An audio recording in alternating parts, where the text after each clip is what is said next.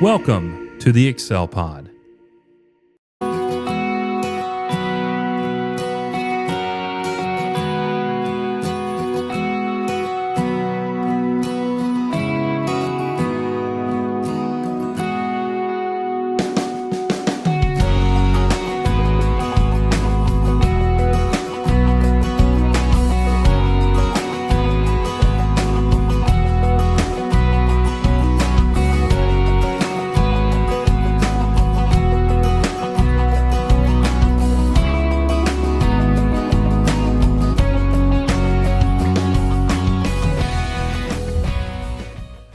Welcome to the UNTIED Podcast, where we unravel the knots of life with faith, wisdom, and encouragement, because together we're here to untie from tradition and embrace truth through powerful Bible teaching. My name is Garrett and I'm one of the hosts of the show, along with my very good friend, the one, the only Corey Sawyers, and we are in the middle of a study discussion of the Sermon on the Mount. This has been a great season so far. At least for me, hopefully it has been for you, Corey, and for those of you who are listening. We have made our way through Matthew chapter 5 and are going to start Matthew chapter 6 today in discussion of alms. And we're going to do a little bit of a breakdown, helping us to kind of get caught back up, look at all the contrast, look at the sermon as a whole in a breakdown. And so we're going to do some of that today. As we work into our and looking at the study of alms in Matthew chapter 6 verses 2 through 4. So we are very excited to have you today with us. Thank you so much for joining us today and being a part of the UNTIED Podcast. We're so excited that we get to do this. We talked about this for so long, and now we're in season 4 of this podcast, and it's just going to continue on, and we're grateful for the opportunity. And so we would ask you as a listener, a viewer, to like, share, follow, and subscribe. That is the best way to help us to grow this podcast and to share the things that we're doing and talking about. And we encourage you to go to the Excel Pod Network over at excelstillmore.net and check out all of the family of podcasts that we have on there. Such as Thinking Kingdom, Organic Christianity. We've got road trips, several on there that I know will bless your life in some way or another. And we've got some more that are coming very soon that we're really excited about adding to, and we will announce that as it comes. But till then, help us to grow this podcast and all of them at the Excel Pod Network. So, Corey, we've got a lot to talk about today, but as we get into this, man, what's been cooking with you? Well, I hadn't had time for much cooking. Been helping Mom and Daddy move. So I'm a little sore if you see me stretching a little bit more than usual. It's my mom and daddy, they've been living in a 2-story house that they bought a few years back, and they're just getting to the point where that extra flight of stairs all the time is a little bit too much for them. And so anyway, they're still here in Martin, but they bought a house maybe a mile as the crow flies away. That is just a 1-story house. And so I've been helping them move. They've been packing up and doing the things they can do. And I've had some good help from the congregation, particularly from our campus ministry group. But anyway, it's been, I didn't realize how out of shape I was until I started toting furniture up and downstairs, and then realized. That will do it to you. It will make you feel old and worthless. It's reminded me of muscles that I didn't even remember existed, They are. But now I'm painfully aware of them, and literally painfully aware of them. So anyway, so not a lot cooking. I've had, we've had some good opportunities the past. We got to go to Paducah to speak at a summer youth series up there, Western Kentucky summer youth series, and went down to New Johnsonville last Wednesday night, spoke in their Wednesday night summer series. And it's always good to travel around and get to see a few people in the brotherhood in different places. Good to be back home on Sunday. But anyway, we're getting ready, geared up, to head out to Denver for Future Preachers Training Camp. And so, but not literally cooking anything much. We've mostly been grabbing something on the go and eating on the fly here lately. Yeah. Well, we're getting ready for Preacher Training Camp in Louisville. So we're getting excited about that. That'll be the second week of July. But right now, it is all hands on deck for the Excel Still More Bible Workshop. That is where I'm at. Everything is revolving around that one event. We've got our writing in full swing over the book of Ephesians. We're working on it, I promise. Huh? I'm working on it, I promise. Yeah. Corey and I are both writing. We're both involved in this. And so Corey's going to do our application study, and I have our building study. Dan Owen and Denny Petrillo have the learning study of the workshop and, of course, of the book. So we are excited about the product that we are producing. And we're really, man, I'm really happy with all of our books. You know, I've always felt if we could put these things together and I would use it, then I think that you know, we've accomplished something. And I find myself using and referring back to those books. That's not me boasting or anything like that. I'm just saying they really are useful to me. And I can go back and see what Denny or Joe or Dan or now you has said about something and how you applied it or how you looked at it. And it's just a really helpful tool. And I'm just really happy with what we're doing as it grows. And it's evolved over time and changed a little bit, which has been good, and that's always necessary. But man, I'm really getting excited about the workshop. It's going to be January 27th through the 30th at the O'Connor Resort in Oklahoma City. And hopefully by next week, we will have the code that we will put on the website for people to start booking their rooms. And they have given us a great rate this year, better than last year. It looks a little bit more, but it's really not, because they have waived all fees on top of what the actual hotel room cost is per night. So $149 a night is the cost of your room, but there are no resort fees, no anything on top of that. Plus you get bands if you'd like to do anything on the resort. So really, really great price. The O'Connor Resort is just a really great place. A lot of good food.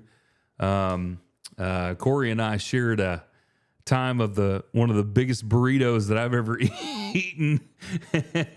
It was awesome. And of course, we ate there, I guess, a couple of times at that barbecue place. It is super good. So I'm looking forward to that burrito again next year. But it's going to be a great time. We're getting all of our speakers confirmed and lined up.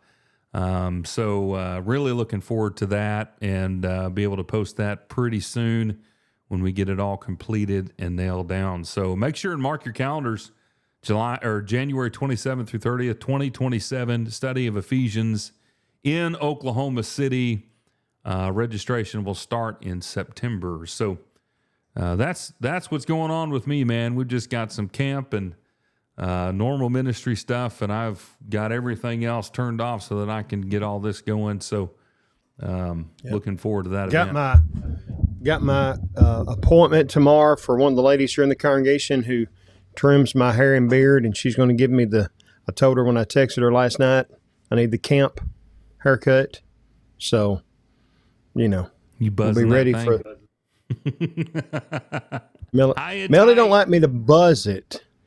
I just tell her just barely leave enough to comb over, so that I don't have to do a whole lot of worrying with it when I get there. I stand on my head when I sleep, evidently, because it all, it's stuck out everywhere. I like to have my hair pretty short, but I've gotten to where I like to at least have it fixed somewhat. So I just tell them I want the sides as short as I can get it, and the top short. It just needs to be able to comb. That's all I want. Yeah. So yeah. Pretty simple. Yeah. So anyway, we're buying, Melody's been buying up some snacks for the road trip, and, How long is that drive again for you to Denver? I think Google has it at about 15 and a half, 16 hours, something like that. By the time you figure in stops and whatnot, it's going to be 17 and a half hours. 2-day trip. Oh, yeah. Yeah, we've done it in one day, but it's That's a rough. long, hard day. Where Yeah. do you guys typically stop? We try. Kansas City is right about halfway, so if we can make it the other side of Kansas City, depending on which direction we're going, Yep. then it's a shorter day. And I think probably what we'll do this year is try to make it maybe to Salina. That would be about 65% of the way. So then Saturday we'll have a much shorter day and get on in. I like to do that if we can. But like what we will probably do, because we'll need to get back at the end of camp, is Sunday morning after worship, head out and try to make it at least to Kansas City by Sunday night. And we'll get there probably about bedtime and then make the rest of the trip on Monday. But we have left at like 3 o'clock in the morning and just driven all the way through. We've done a couple of times. We've left at bedtime when the boys were younger, especially. We'd leave at bedtime and they would sleep, and I'd go until I was just dead and find a Walmart parking lot or something and take a 2-hour nap or something and then keep going. But Yeah. it's just not an easy way to do it. And, part of the problem is, you got to cross Kansas and it's kind of monotonous. It's beautiful in its own way. All of you Kansas listeners, I'm not running it. It's beautiful in its own way. But once you've seen a certain amount of it, you've seen it, and it's just, and then from here, parts of Kansas that are nice, but if you're driving through, it's pretty boring. Yeah. I mean, certain times of year, you can get to that section where it's all sunflowers and it's beautiful. Yeah. That's just not year round and all like that. Anyway. Oklahoma, same deal. Yeah. Yeah. So, and then like we have a major barrier between us and y'all, and that is the Mississippi River. And so we have to either drive way up north to cross over, or we have to drive way down south and cross over and then come back up north. And so some of those kinds of things. If we could just drive straight across, or if anyone would like to volunteer, donate the use of a private jet, we would accept that donation, But yeah, that'd be nice. Do you typically go down south to Memphis and go across, or do you like? No, to go we go north because we're gonna have to go back north anyway. Yeah. So, it's the shortest way for us to go is to go straight up through western Kentucky into southern Illinois, cross over the river at Carbondale, Illinois, into Missouri, and then up to St. Louis, hit 70, and straight across 70 all the way over. We have gone up into western Kentucky, crossed over. You're just in Illinois for about 2 seconds, and then get over into Missouri at Saxton, Missouri, and we've gone Highway 60 across the bottom of Missouri, then up to Kansas City and over. That adds about an hour, but it's a lot prettier drive. But the shortest way is for us to go up, cross over at Carbondale, Illinois, go to St. Louis, and we actually go kind of around St. Louis, but you know what I mean. So, well, that'll be a great that's the week for you shortest guys way. up there for sure. Yeah. It's worth the travel. It's worth the travel.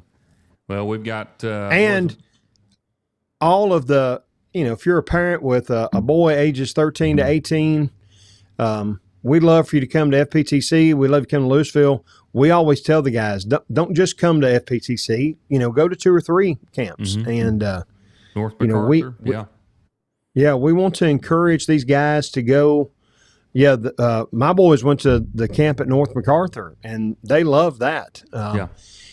Just go and, encourage these young men, hopefully toward ministry, but even if not to ministry, towards being, well equipped to serve in the Lord's church.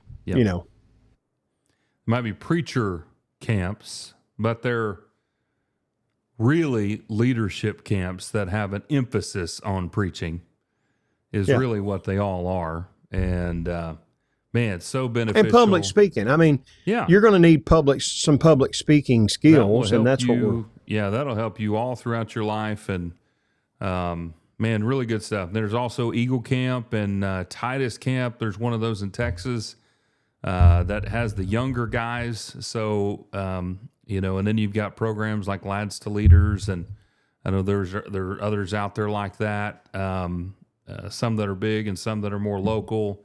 These are all great, not just for the church, but, like you said, just a life skill. Public speaking is a big deal. And if you can stand up in front of people and put some thoughts together and be able to communicate, that's a tool that not a lot of people, they may have that ability, but like we've said before, most people would rather die than get up and speak in front of a crowd. They're more fearful of public speaking than they are death. So to get over that is a very good thing. And which means if you are at a funeral, you would rather be the guy in the box than the guy talking over the box. That's the way most people look at it. Crazy. Yeah. So, but it's like we were talking about before we actually start recording. I do the spoken English at FPTC. That's teaching them how to stand up and talk in front of people. And this year I'm teaching a class on leadership. And as I told you, I'm going to tell all the guys, you may not be a preacher, you may not be in full-time ministry, but I promise you, you're going to be in a congregation that needs you to be a spiritual leader. So we need to encourage our young men towards these kinds of activities. This is a great benefit to the church as a whole. Yeah. So, good stuff. Spoken English, I know first night, because that's what I had for Eagle Camp, for the little guys. And first night is just, had a piece of paper there, laminated, been using it for years. What's my name? Here's my name, here's my favorite color, here's my hobbies, here's where I go to church, here's where I go to school. Stuff that you don't even have to think about, but you just got to say it in front of a crowd. That step one. And man, there's some guys that would come through there, and I mean, their knees are knocking. You can't hear them, but in doing that every night, by the time we would get to Friday night, some of those guys would literally be preaching for the banquet or program, whatever we call it, in front of, there might be 150 people out there, and they're doing their 3-minute, 4-minute, 5-minute lesson, and man, just driving it home. And I'm sitting there going, this guy, I have literally taken points that those kids have made. I mean, that's how good that they think about things. And so just a really awesome work. So man, check out Future Preacher Training Camp in Denver, Preacher Training Camp in North MacArthur in Oklahoma City, Preacher Training Camp at the Louisville Church of Christ in Louisville, Texas. And then you got Eagle Camp in Blanchard at the Blanchard Church of Christ. And then Titus Camp, which I'm not sure. I know that it used to be at Keller. I'm not exactly sure what's going on with that, but pretty sure it's still going on, or it may skip a year. I'm not sure because there's been a few changes down there. But again, check all those out. Good stuff. Well, Corey, we've got a lot to talk about in regard to our study. We're in Matthew chapter 6. We have made our way through chapter 5. And in the show notes, each week we have been looking, I've been trying to keep track of all the different contrasts that are in the Sermon on the Mount that we have tackled so far. So just as a reminder of what we have looked at, well, I guess the contrast being in the last portion of Matthew chapter 5. Of course, you had the Beatitudes and that started all the way down through verse 11. We talked about being the light, being the salt of the world or the earth, all that. And then you get into the thesis statement, which is in Matthew chapter 5 and verse 20. For I say to you that unless your righteousness surpasses that of the scribes and Pharisees, you will not enter the kingdom of heaven. That is the thesis, it seems, of the sermon itself. And then we have talked about these contrasts, verse 21 through 26. We have anger, and then we've discussed the different stages of it. We had the second contrast, which was adultery or lust, verses 27 through 32. You had divorce as a third contrast, verse 31 through 33. Vows or oaths was the fourth contrast, verse 33 through 37. Our fifth contrast was revenge and love, and you had verse 38 through 48. And in the middle of that, you have vengeance. That's really 43, 42 through 48, discussing there. So that leads us into our main topic today, which is alms, as we get into chapter 6. However, before we get into that, Corey is going to do a somewhat of a breakdown.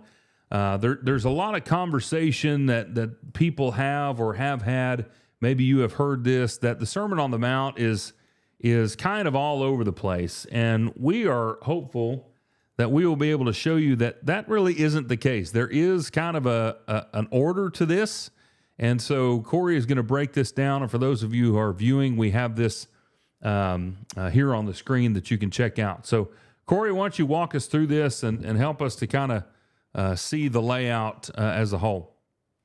Well, we talked about some of this back in the introduction, but, just like any sermon, you're going to start off. This is a sermon on righteousness, and we talked about that from the very beginning, and you mentioned verse 21, the thesis of it, but you start off with the introduction, and he's going to talk about, what it is that this redefining of what it means to be a follower of God is. So you've got these characteristics of a true disciples that we call the Beatitudes. You've got the functions of salt and light of a true disciple. You've got Jesus giving kind of his insight on the law and what that means to being a disciple. And so the way that, and again, I didn't come up with all this, what I've been taught and what I've learned through the years, but kind of a good way to break all this down is you've got the Beatitudes, which is the righteous person in God's sight. You've got the salt and light section, which is the righteous example in man's sight. And then you've got the thesis section, which is the law's value in Jesus' sight. And that's kind of the introduction of it that we ran through. And then starting in chapter 5 and verse 21, you've got all of these contrasts, as you mentioned, that we've got with the 6 contrasts in righteousness, and we talked about all through that. The phrases you're looking for is you've heard it said, but I say unto you, something of that nature, and the 6 different contrasts of what the scribes, and remember the thesis is, unless your righteousness exceeds the righteousness of the scribes and Pharisees, you'll not enter in the kingdom of heaven. Well, what you have heard is what the scribes and Pharisees have taught from the old law, and they've twisted and added to and whatnot. But I say unto you is Jesus showing his authority and what he's teaching, how he's defining what true righteousness is all about. And then that's the first point of the sermon, is the 6 contrasts. And then starting in chapter 6, we've got the second point of the sermon are these areas of righteousness, and that's going to take us down into the first part of chapter 7. But these 6 areas of righteousness, and you can see 1, 2, 3, 4, 5 of them there. The 6th one will be on the next page there. But at the bottom of the picture you're seeing there, you can see 6 of those areas, starting with alms, prayer, fasting, money, worry. But again, exegetically looking at this, what makes this a list is we're looking at, repeated ideas throughout this. And what you're going to notice throughout this text is you're going to notice the repetition of the word not. Okay, so you're not to do, and verse 1 here really kind of sets the tone, chapter 6. We'll talk about this more in just a minute, but beware practicing righteousness for men to be noticed by them, otherwise you have no reward with your Father who is in heaven. So there's ways to show your righteousness and ways to not show your righteousness. And so what he'll do in all of these is he'll say, do not do this, but instead do this, in all of these areas. Do not give your alms in this way to be seen of men, to be noticed by men. Instead, do your alms in this way, because you're trying to please your Father, not draw the attention of men. And that's what he's going to go through with all of these areas. So you've got alms, verses 2 through 4. You've got prayer, verses 5 through 15. You've got fasting, 16 through 18. Money, verses 19 through 24. Worry, 25 through 34. And then judging in chapter 7, verses 1 through 6. And so you've got this knot that's going to introduce each of these different subjects. So again, you think about that. There were 6 contrasts, and then there's going to be 6 areas of righteousness.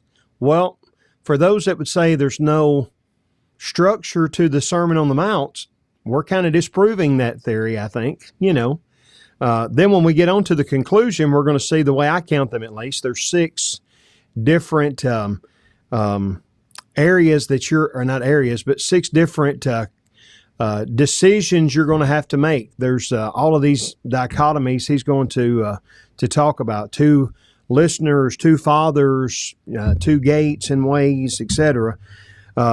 So 6 contrasts, 6 areas, 6 groups of 2 in the conclusion. That's pretty good.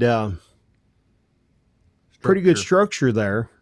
And then 2, if you think about, in numerology, 6 is a word that means incomplete. Well, the way they had been viewing what righteousness was all about was incomplete.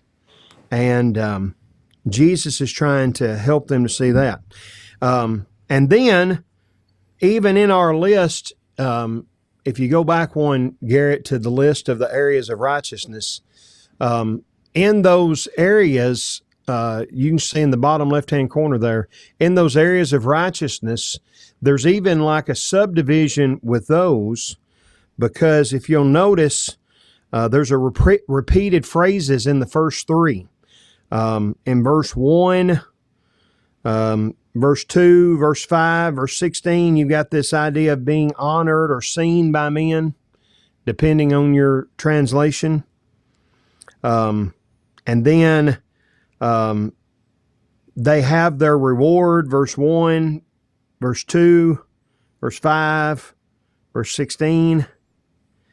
And then you've got the Father repaying in verse 4, verse 6, verse 18. So these first 3 especially are very showy forms of righteousness that are very evident that they're really just trying to show off what they're doing, and hopefully making people notice them and what they're doing, so that they get the praise of men rather than the praise of the Lord. That's what they're focused on.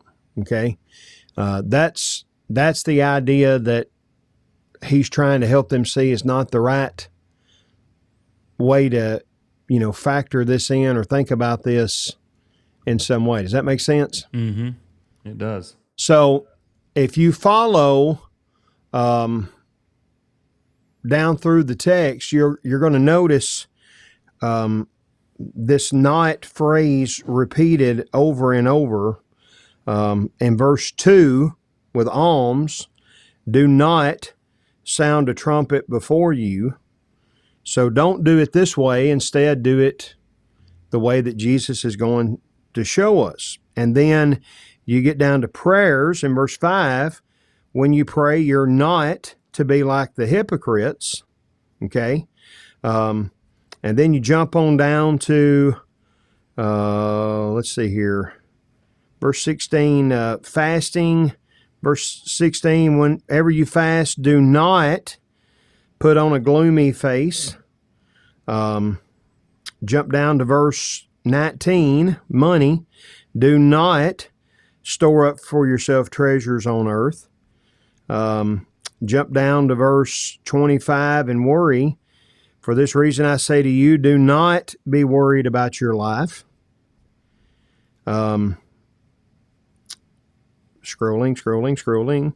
Down to verse 7, chapter 7, verse 1, do not judge so that you will not be judged. So again, you just see this repeated over and over that's helping us divide out. Now, I'm looking up at your logos there, and it's got it divided not the same way that we're dividing it, but remember that those headings there were added by the publishers. Okay, so we're looking at exegetical clues of what's going on here, and helping us to see where we're going to make those divisions. Does that make sense? Mm-hmm. Yeah. So anyway, go ahead. I'm sorry. Did you say I've got 31, chapter 6, 31, chapter 6, 34, or two others that I but if you notice verse 31, it's do not worry. Verse 34, it's do not worry. Yep. So that's the same point that he's made. He's repeating for that section. Sometimes he'll repeat it, but you're going to notice that it's the same thing that he said in verse 25 at the beginning of that. Yeah. He's just trying to emphasize. Yeah. So, like, they've got this heading, fast and wealth, in the same section, but we're going to look at fasting, verse 16, when you fast, do not. And then you drop down a little bit, and it's, do not lay up for yourself treasures. Mm-hmm. So sometimes he'll use the not more than once. In the prayer section, it's the longest section of all of this. He's going to use that a couple of times. Same thing with the worry. That's the second longest section. He's going to repeat his theses a little bit in those particular sections. But that's how, if you wonder, how's Corey and Garrett, how are they dividing that up? Well, we're trying to look and see how Jesus divided it up. That's the difference in exegesis, eisegesis we talked about before. We're not trying to fit what we want in the text. We're allowing the text to guide us to what we're studying. Well, there's a great important thing that everybody has to learn about Bible study is that the text itself defines itself. It's what gives you everything. You are doing yourself such a disservice if you're just cherry picking this and that and the other to make it mean whatever you want to, or to apply it to life however you want to do it. Certainly, there's a lot of great sayings. There's a lot of great stuff. I'm not saying that there's not. But if you're not careful, something that you take out, you're like, that sounds great, may not have the meaning at all of how you were actually wanting to use it. So you have to be careful about that. But also, when you go through, and we've talked about key words and key phrases before, I don't know how much we've actually gotten into exegesis itself with, looking at what we have learned to call the 4 Ps, but I don't know if we've done that before or not. I'm trying to remember if we have. Maybe we ought to do that at some point if we haven't. But anyway, words themselves, the more that they're used, the more important they are. But you also need to know that our words may be, it may be translated as no or love or something like that, or relationship or fellowship. Maybe there's a lot of way. Participation, koinonia can be translated in relationship, fellowship, participation. A lot of different ways, even camaraderie. But the actual key words are not defined by how they're translated in the English. They're defined at what they are in the actual original language. So that's important to know. The more that it's used, the more important that word is. And so that makes it a key word because it's used all throughout, saying, this is what I'm trying to get across to you. But also, it's important to know that definitions, now pure definitions, don't necessarily define the word. The context is what actually defines the words that are being used. And so you have to remember all of these things as you're considering who is saying what, who it's being said to, and why. All of that stuff matters because we can't be reading this from a current context of our life and acting like it's talking about me, because it's not. And so all those things are really important. And here we're still going back up to what that thesis is, all the way back up here in chapter 5 and verse 20. So we're still defining this righteousness. We're still, Jesus is still teaching on this concept of what they've heard and what I'm saying. And now he's going into this portion, which, if I go back to your to these here, the areas of righteousness. Now that he's going to be attacking, such as this list of 6 things that you went through just a moment ago. Yep. So that's all important to consider. And before you go any further, on your logos, can you open up the New King James Version? Yeah. The New American Standard and the ESV kind of dropped the ball here. I told you verse 1 kind of sets the tone for all of this in these areas of righteousness. But if you can... I don't know why it's popping all that up there.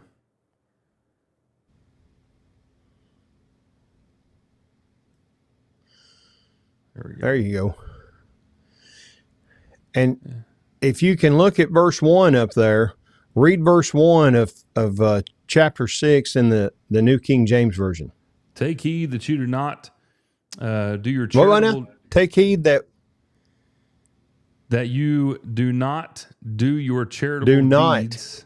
Yeah, do not before men. And the New American Standard has it different, doesn't it? Beware of practicing your righteousness before. The New American Standard and the ESV kind of dropped the ball because they don't translate that word in the Greek. That's not. They've got the idea there, beware of practicing your righteousness. But what's that saying? It's saying don't practice your righteousness before men so that you can be seen by them. But if you see that in the original language, and again, you don't have to know the original language. As we've talked about before, one of my favorite Dan Owen lines is don't marry any translation, date a bunch of them. So if you're studying with the New King James, the ESV, the New American Standard, whatever, you're going to know, hey, this one's got not in it, the other two don't, then you can go looking up some stuff or whatever. But it does, like when you're reading in the New King James and you see that, do not do your charitable deeds. Well, that's kind of the heading for all of this. Point number 2. The point number 2 is don't do your righteous deeds before men to be seen by them. Like what? Well, subpoint number 1 is alms. That's one of those deeds of righteousness or charitable deeds that we do that we don't need to be doing to be seen by men. Subpoint number 2 is so forth. You know what I'm saying? But verse 1, again, this is not Corey and Garrett made something up here. This is the text tells us at the very beginning of this chapter, when there wasn't chapters whenever this was all penned, here's the line that tells you we're transitioning from point 1 of contrasts to point 2 of areas of righteousness. Do not do your righteous deeds or your charitable deeds before men to be seen by them. Otherwise, you have no reward with your Father in heaven. And then he starts listing out 6 different examples of what he says in verse 1. Does that make sense? Mm-hmm. So, anywho. I'm looking up the King James here to see. And you probably would not have expected a country boy from Oklahoma and a hillbilly from Tennessee would be giving you grammar conversations today. But see, here you go again. You got so here. This is a great example that we have found. People, you've already said, and I believe this too. And when I study something, I've got multiple translations. I want to see what everything says, but I also want to go back to the original. Not everybody does that. You don't have to do that. Okay, we're preachers, ministers. We love to study, so we're not saying that you have to do that by any means. But if you are only allowing yourself to look at one translation and one translation alone, and maybe you're holding, and I know that this is a real thing, that we feel like this is the one that Moses came down from the mountain with. None of these are. All brought over on the Mayflower. All brought over on the Mayflower. King James also, take heed that ye do not your arms, and it's hard to read, but also there. King James does not have the backing for all of the different transcripts and manuscripts and everything throughout history. It's only 95% accurate. Sorry for all you King James lovers out there, but that's the truth. But guess what? It has this right. And then you have the New and by King the James. way, that charitable deeds in the New King James and the alms in the King James, it's the word that is translated righteousness, justification, all throughout the New Testament. So there, they can, in 1611, maybe righteousness and charitable deeds was the same thing. We think of charitable deeds as writing a check to St. Jude's Children's Hospital or something. So again, it's why here's one that'll blow your mind. Guess which translation probably gets chapter 6 and verse 1 the best of all? I don't know if you'll have it in Logos unless you bought it. But if you've got the NIV, oh, I know. If you've got I don't have NIV in my I don't know Logos. if I have it on here. You have to buy it, but if you look it up on like Bible Gateway or it's all over in there. But it's got it. Let me read it because I've got it right here, and this is the best one. For this verse, it's translated maybe better than any of the major ones that we would look at, and that's not, I'm not trying to bash translations. I'm just trying to say, if you look at several of them, you're going to see some different things. And if you do, it helps you understand where we're getting the structure in chapter 6. The NIV says, "Be careful not to do your acts of righteousness before men to be seen by them. If you do, you will have no reward from your Father in heaven." See, that gets the nod in there, and it gets the acts of righteousness. This is what I think is the best. The 1985, probably the best NIV translation. But there are so many passages that I feel like it gets right more than the others. Before you put it up, look back into chapter 5. What is it about? I don't know, 43. Is that where that section starts? Yeah.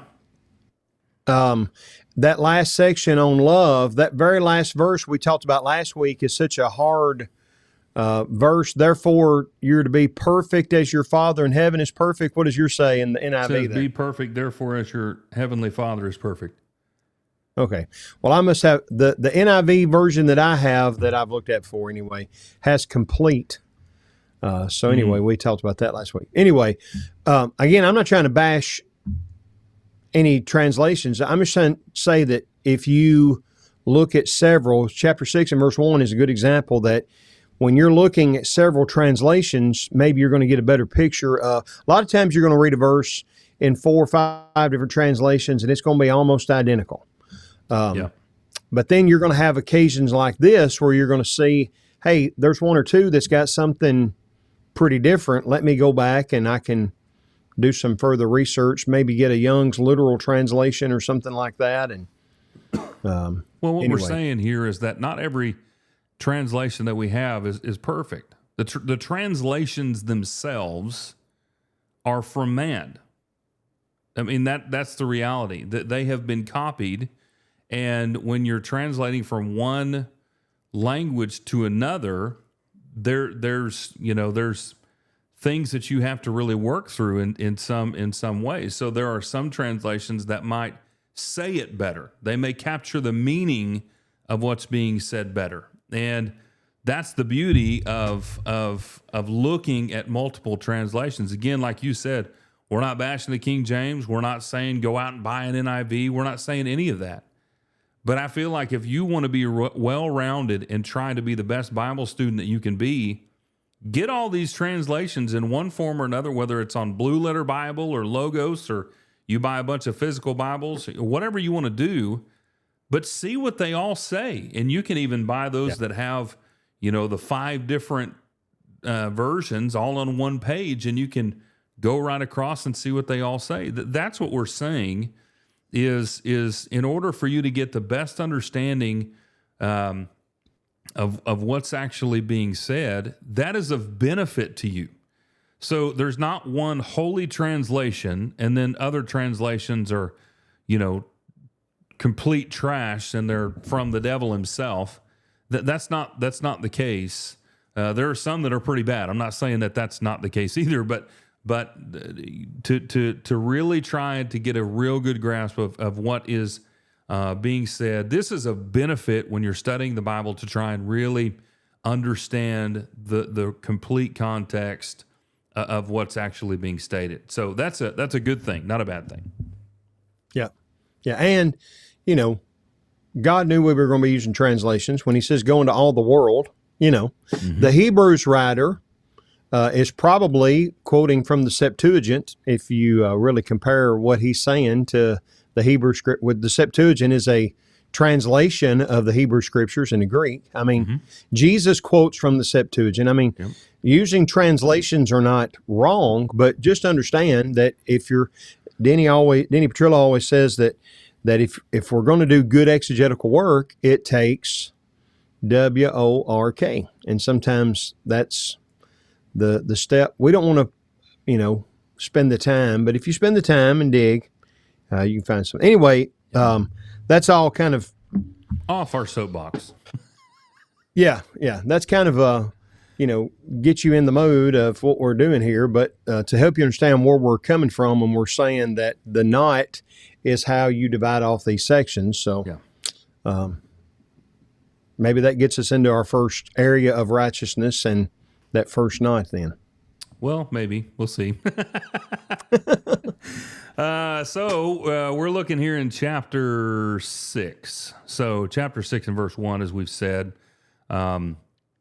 And by the way, I have the New American Standard up here.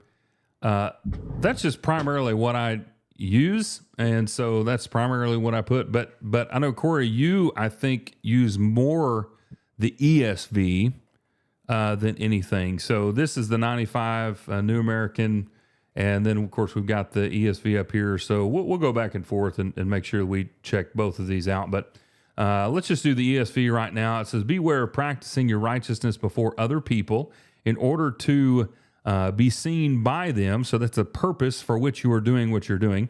For then you will have no reward from your Father who is in heaven. So this idea of righteousness is something that we do. That's really what we're talking about. It's something that we do.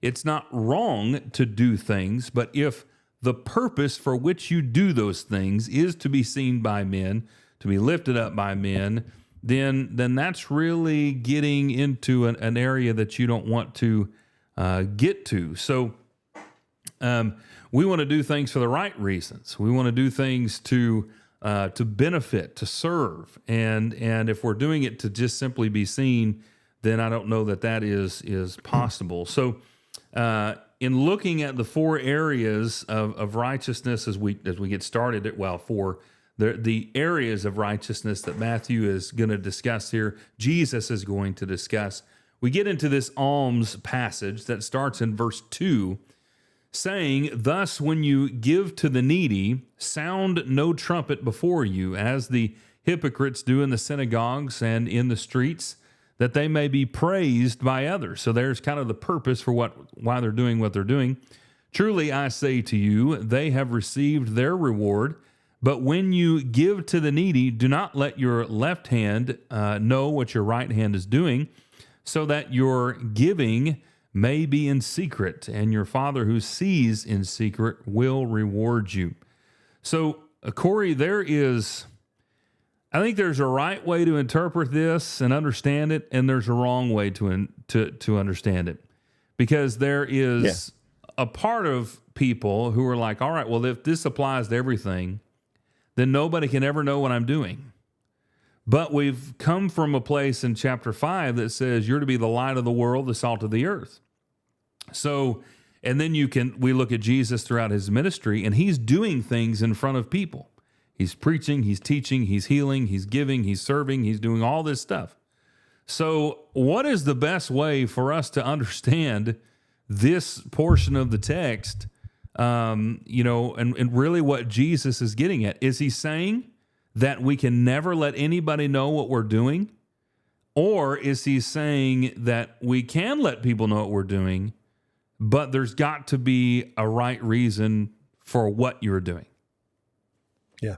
Well, if he's saying we can't let people know what we're doing, he's contradicting what he did in the very beginning of this salt and light part of, let your light so shine before men that they may see your good works. Okay. And in fact, let me get over there. In Matthew chapter 5, where is that at? Verse 16 is where that's at. I was going to look and see which exact word. Let me see your good works. Kalos ergon is the deal. And then the charitable deeds, here is a different word, but it's the same kind of idea. We're calling this section alms because that's, I think, the King James and the older translations call it. We were talking about before we got started. I always think I didn't know that you were so well cultured as what you are, to know that the Disney Robin Hood cartoon is the greatest of all Robin Hood variations, and Robin Hood is out there dressed up as a beggar, alms for the poor. Well, that's what the word here in Greek is, a word that means any kind of act of kindness or mercy or compassion or sympathy. It could be giving them food or clothing or money or forgiveness or any of those kinds of things, offering something to meet a need. The translation of giving to the poor is kind of a focused on one area of maybe where this would fit, but that's kind of the idea. But the idea here is doing good for others, as you pointed out when you're reading it, so that they may. There's it's a long distance between I'm doing things not in anonymity.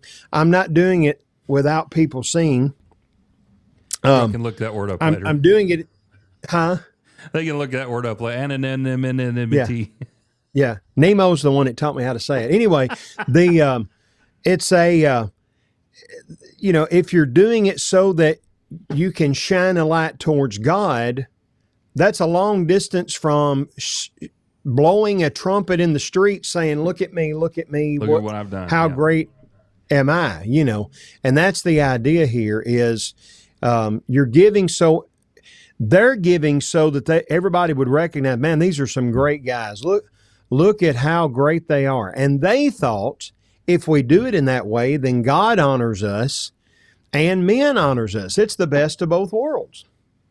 But Jesus says if your point is trying to get people to recognize you, whatever reward you get from men, that's all the reward you're going to get, And that's not the reward that I want. I want the Lord to honor me, not men to honor me. That's the idea you see like over in Romans chapter 2. I want men to honor, I want God to honor me rather than men to honor me. And that's the point here, is the why that they're doing. By the way, that he's going to talk about in chapter 7, we get that last area of righteousness. He's going to talk about judging and unrighteous judgment. When we are looking at someone and saying the only reason they're doing that is so that, we don't know that unless they've told us. Yeah. So we ought to be careful about how we view others and what they're doing, because we don't know, This is self-examination time. When you give to the poor, when I give to the poor, I need to make sure in my heart that I'm not doing it so that people notice me, that people praise me, that people honor me. If I'm doing it so that God gets the glory, then that's great. But when I see Garrett Berneathy giving or helping or doing, I need to be careful not to say, well, Garrett's only doing that so people will think he's all that. Because I don't know that, That's right. That's right. But they weren't really concerned about the person. See, they just wanted people to say, hey, he's a great guy. Yeah. And again, this connects back up to the thesis, because the scribes and Pharisees were all about look at me. It talks about that they had their seat at the table. They had to be called rabbi. They broadened their phylacteries, and they wanted to be seen as the religious elite. That was their dream, if you will. So everything that they did was for the purpose of self-promotion.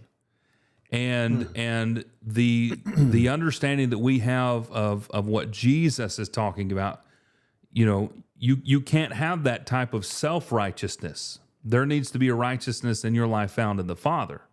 So can you go out and serve, a bunch of barbecue to a lot of people and wear a shirt that has your congregation's name on it? Absolutely you can. Now, are you trying to promote yourself from a selfish perspective? Well, if you are, then you're doing it for the wrong reason. But if you're if you're out there and you're really trying to help people, and you're wanting them, and you're just simply wearing this stuff, here's who we are. Well, I think it's a good thing for people to know who you are. That's not a bad thing, but it's all about in how you do it. What is your reason why you're doing these things? So we're not taking on the form of self-righteousness as of the scribes and the Pharisees, but rather we're taking on the righteousness of God that says, all right, we're going to do all that we can to help you, but I'm going to do it for the purpose of serving you, of being an example, of showing you this light that has been shown to me. So when we look at, a place like 1 Thessalonians, you have that example that's come from Jesus to the apostles, to Thessalonica, to Macedonia, to Achaia. Do you not think that people didn't see the things that they were doing? When it says in Acts, 17:6? That might be too late. But in the book of Acts, where the apostles turned the world upside down, it was because of what they had seen and what they had heard. So even John talks about the fact, in regard to Jesus, what I've seen, I'm testifying what I've seen, what I've heard, what I've touched. Jesus showed them something. Jesus did things for them, but it wasn't for the purpose of self-righteousness, self-promotion, or anything alike. It was with pure motives that were meant to benefit other people. And so, going back to... Go ahead. Going back to your example of Thessalonica, not only the word, but he says in that same verse that your faith has gone everywhere. Forth. Well, how do people know? We don't have to say anything because people know about you and who you are and why you do what you do. Yeah. It's because of the way they did it. Yeah. You can't live your life in secret as a Christian and expect everybody else to automatically be transformed in the renewing of their mind. Even like verse 3 where he says, don't let your left hand know what your right hand's doing. Well, that's impossible. It's impossible for me to do something with my left hand and the rest of my body not know. If my left hand is doing something that the rest of my body doesn't know about, there's a problem in my... You need to go to the doctor. I need to go to the doctor and some specialists probably. But the point, my papa used to always put it this way. He'd say, before you do something like that, would you do that in front of someone that you're doing? Would you do that same thing if nobody knew that you were doing it? You think about the Good Samaritan out in the middle of nowhere on the roadside. The only person that knew what was going on, as far as we know, was the man that fell among thieves and the Good Samaritan himself. And then eventually the innkeeper when they get there. But all right, there's you're out in the road, the deserted road between Jericho and Jerusalem. If you're willing to do it there, then when you do it on the main drag in the middle of Jerusalem or Rome or, whatever big city at that time, it shows something about your character that, you get the impression these guys, these scribes and Pharisees would not, and, there's a priest and Levite that walks by. Well, if they were in downtown Jerusalem, would they have stopped and helped the guy? Maybe, because everybody's watching. So again, you get the impression that this guy, this Good Samaritan, would have helped this guy no matter where it was, no matter who did or did not see. That was my papa's point. Would you be willing to do it if nobody saw?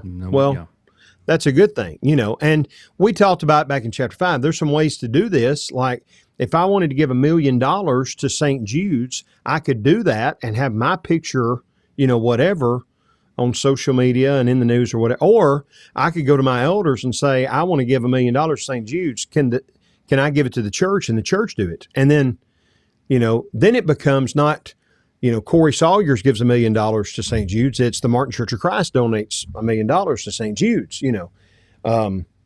There's different ways that we can do it. But whatever it's the why you're doing it is going to determine the how you do it, And even if nobody sees, if nobody ever knows, that's fine. Guess who is going to see? Your Father in heaven is going to see. And that's the point, And what he sees in secret, he's going to reward openly, and that's what we want ultimately. Mm-hmm. Yeah. This is about doing things out of our love for God and out of our ability to serve him, our desire to serve him. So if we're giving in a public way, it shouldn't be to publicly be seen. Like you said, It shouldn't matter. There shouldn't be any difference. Well, if somebody is given to somebody in public, you ought to know he does this all the time. He's not just doing it because everybody's there.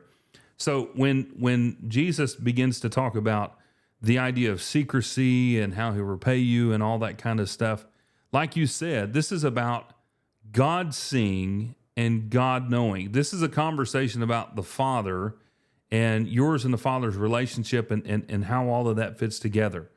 So, and we're going to come back around that too in chapter 7, where it'll kind of sum all this up here. But God, like you said, is the one that we want to see us. And that is the point. It's all about and the reason why we're doing what we're doing, why a person does what they're doing. That is it. It has nothing to do with you having to do things where nobody else sees you. It's about doing things for the right reasons. And that's what Jesus is getting at. Now, why is that? It's because the scribes and the Pharisees have their kind of righteousness, but our righteousness needs to be of the Father. So it's a complete contrast that he's building from that main thesis statement and helping us to understand what true service, true obedience, true love, true righteousness looks like, which is not like the scribes and the Pharisees. That's right. And then, that last little line there in this section, verse 4, your Father who sees in secret will reward you. Well, we sing a song with our kids at Vacation Bible School with our children. Oh, be careful, little eyes, what you see. Oh, be careful, little mouth, what you say. Oh, be careful, little ears, what you hear. And then we get to the chorus, for the Father up above is looking down in love. And you almost get the idea like God, the Father, is this, all-powerful hall monitor. That's, he sees everything you do that's bad. So be careful that you do, check, you don't do. Good job. Yeah. But on the other hand, and we don't emphasize this enough, I think, we emphasize the fact that, there's no hidden sin, that, whatever we do in secret, God is going to see, and we're going to have to give an account for every secret word or secret thought or whatever. But here's the other side of that. Jesus is saying, your Father in heaven sees the good that you do, and he's going to reward you, even if nobody else knows it, even if nobody else sees it. There's no good thing that you do that is not noticed by your Father in heaven. And he's proud of you for that, and he's going to reward you for that. Yeah. So, the fact that God is watching, we use it kind of as a scary thing, but it's also a good, behold the goodness and the severity of God. That God is watching is, I don't need the praise of men, because ultimately I'm going to hear, well done, good and faithful servant. And that's all the praise that I really need. You know, there's something that you said that caused me to think about this. And you correct me if you think that I'm wrong or if maybe I'm getting off here. But I think that we have a tendency to believe that everything that we have with God is futuristic. So all judging will be in the future. All redeeming of good deeds is in the future. All, everything is this futuristic, this is going to happen at a later date kind of thing. But then I come to a place like 1 John 1, and it tells me that the blood of Christ continually cleanses me of my sin. So there's a continual state of cleanness that I can be in. Or if I follow the practice of the world, there will be a continual state of sin that I'm in. But that is a current context of your life.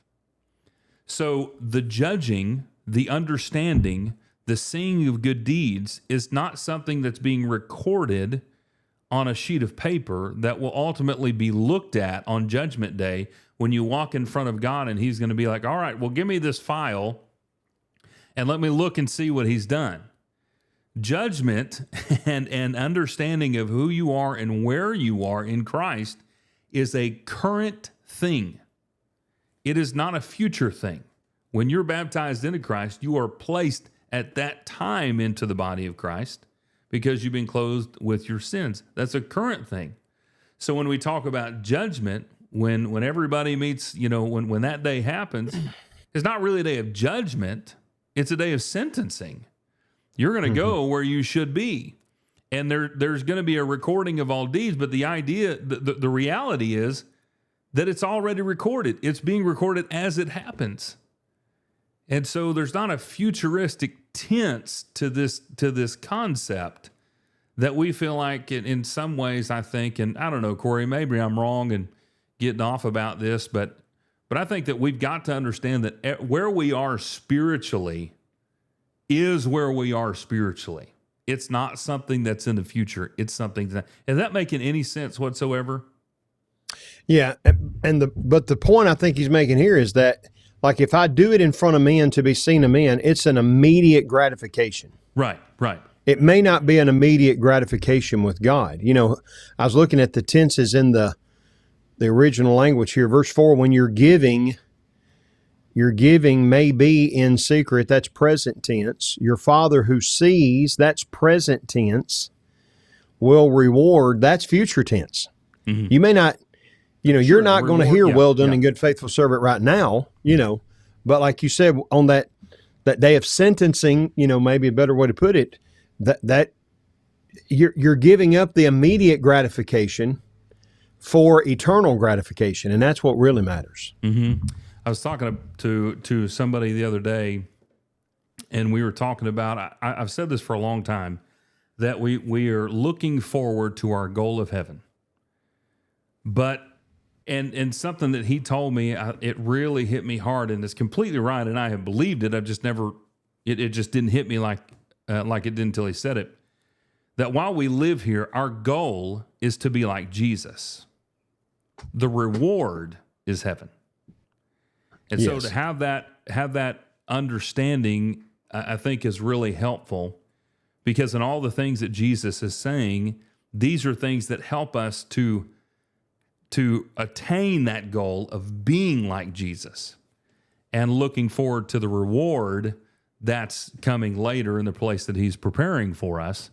And so, again, having that understanding of present and future, what we have, but in where we are right now, that's definitely a present thing. And that's kind of a broader, I guess, idea that I'm bringing out too, not just necessarily connected to the text, but kind of a broader perspective that's just building off of this, I think. Yeah. And even like in 1 Peter chapter 1, our salvation is referred to in all three tenses. Like when I was baptized into Christ, I was saved. Okay? Salvation is something that I now have. I am saved. And then he talks about in the future, when Jesus returns, we have this salvation that we will receive. So, it's something that we got when we were baptized. It's something that we currently have, and it's something that we will have, how's the way to maybe put this, have a fuller version of whenever Jesus comes back, our salvation. But it's spoken of in all three tenses in the New Testament. Although, like I said, 1 Peter 1 is great because all three tenses are there.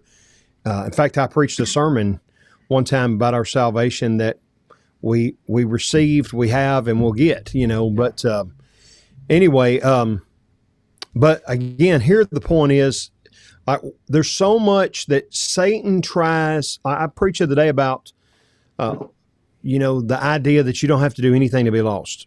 Satan doesn't have to get us to do bad.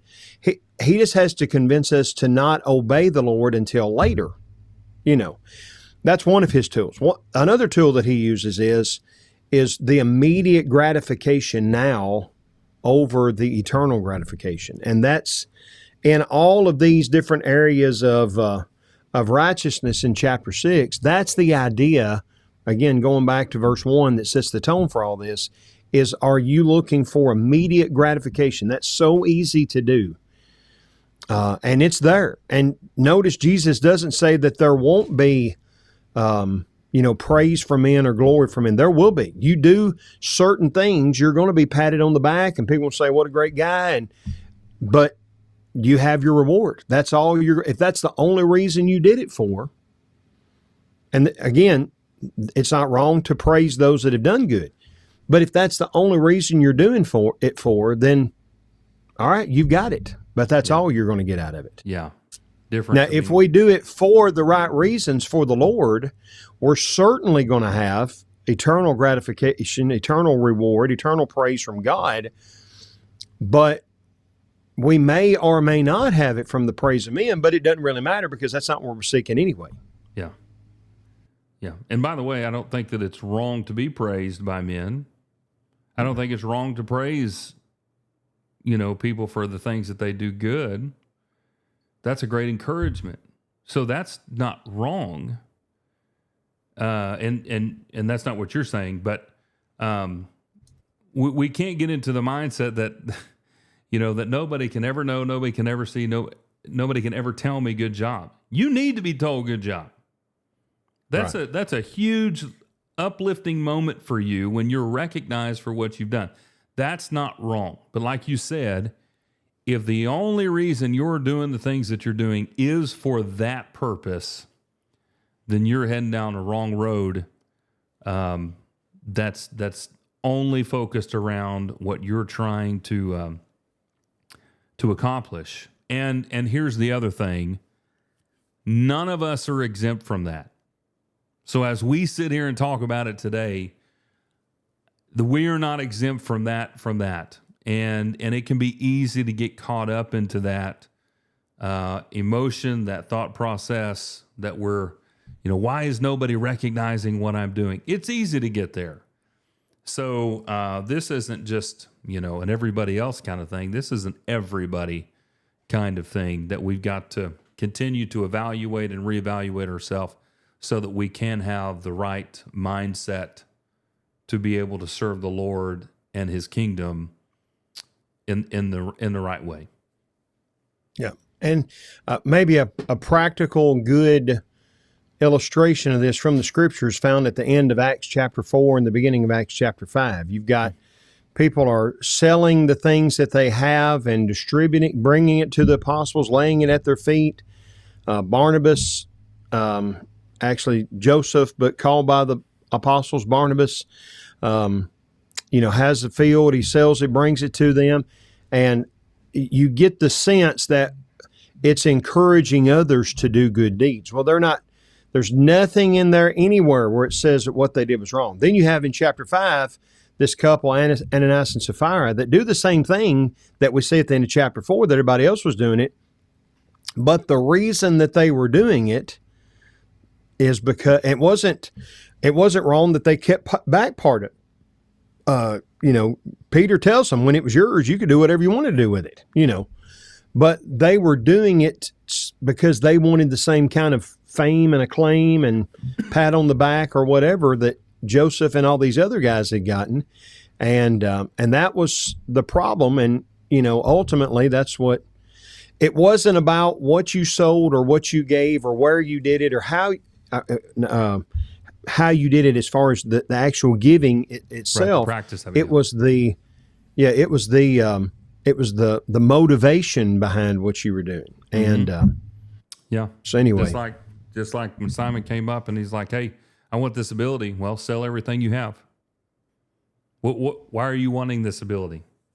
You want to just do it, So a lot to be said. I mean, it's a small portion of the text, but it's a deep one. And it's one that can, if you really consider it, can cut you deep, because it really is something that should cause you to connect with yourself and say, all right, what is the reason I'm doing this? The older I get, I realize how dishonest I have been with myself. If we're just having truth moments here, how dishonest I've been with myself about who I am and about why I want to do things. That's just me being honest. But the older I get, the more I'm realizing over and over again, if I'm not honest with myself, nobody else is going to be honest with me. So I've got to really evaluate everything and ask myself, do these things align with the will of God? Do they align with the teachings of Jesus? If they don't, then I've got to be humble enough. I'm not going to say man enough. We use that all out. I have to be humble enough to be real with myself and say, you know what? I'm not doing that for the right reason. And I need to change that. And I've got to accept that. And I've got to really work hard to change and align my heart and my mind and my soul with Him, because that's what really matters. Being seen, being heard, being lifted up, none of that stuff matters. Mm-hmm. That matters in a physical sense to a physical world because of lust and pride. But humility is the key. And I think that's just something for us to consider as we apply some of these things, because this is a serious deal that really should cut us deep as we really, meditate, to use the words of the psalmist, meditate on this text for us as individuals who are really seeking and striving to follow Christ. Yep. Well, Corey, man, this has been another great study for me. I'm just so thankful for you and all of your wisdom and the way that you present things. And I said it. You can make your face, but I'm just really thankful for you. Our relationship, this study, it's been a great study, and I hope that we hope that you who've been listening and tuning in with us have benefited from this as well. And if you have, we hope that you will, again, like this and share it with others that may be struggling with this or may be trying to come to grips with what does this actually mean, and maybe be able to help them in some way. So we're grateful that you have joined us today for another episode of the Untied Podcast. Next week, we are going to hit our next section, which is going to be on the topic of prayer that Jesus is going to deal with. And that's going to be from verses 5 through 15. And so that's going to be a big majority, or a big portion rather, of this sermon. And there's a lot to say about prayer. We may even have to end up having a couple episodes on prayer. We've talked about prayer before, but there needs to be a lot more said on prayer to help us to really understand the emphasis behind it. So anyway, we're grateful that you have joined us today. We're thankful for your time and pray that all this has been beneficial for you. And so, as always, we hope that the Lord will continue to bless you in your daily walk with Him. And until next time, we hope that you will stay untied. Oodle lolly, golly, what a day.